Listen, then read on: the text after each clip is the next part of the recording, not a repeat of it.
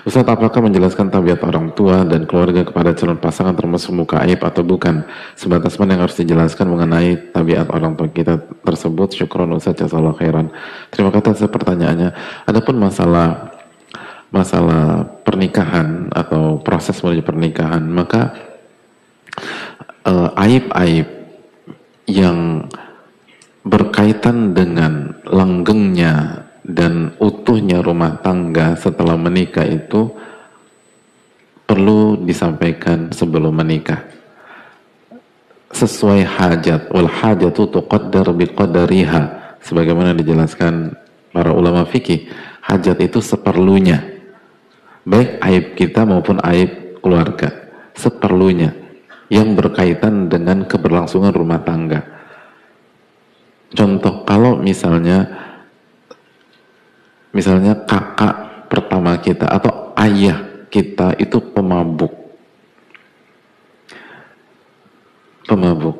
itu akan berkaitan nggak dengan rumah tangga kita? Ayah kita pemabuk misalnya, dan kalau mabuk tuh udah kemana-mana nggak jelas, nggak, kalau semua dimarahin segala macam, itu bisa berkaitan nggak atau bisa berdampak nggak ke rumah tangga kita? Belum tentu. Kalau ayah udah meninggal gimana?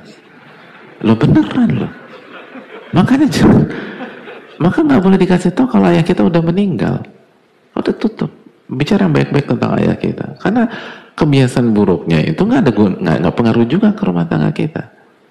Itu loh poinnya. Jadi jangan semua diceritain. Enggak. Itu aib tutup. Wong aib orang aja kita harus tutup, apa aib orang-orang kesayangan kita.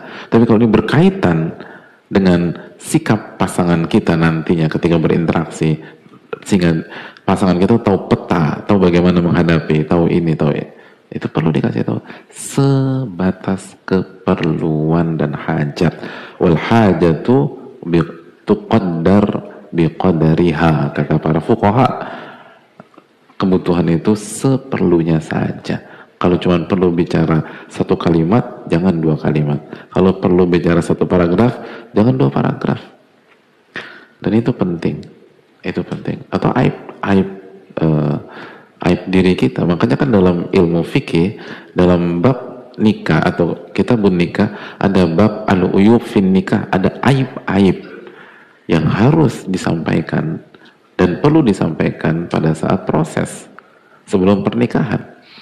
Yang kalau itu nggak disampaikan dan akhirnya salah satu tujuan pernikahan tidak terlaksana dan menimbulkan kekecewaan kepada dari salah satu pihak, itu bisa menyebabkan pernikahan berakhir.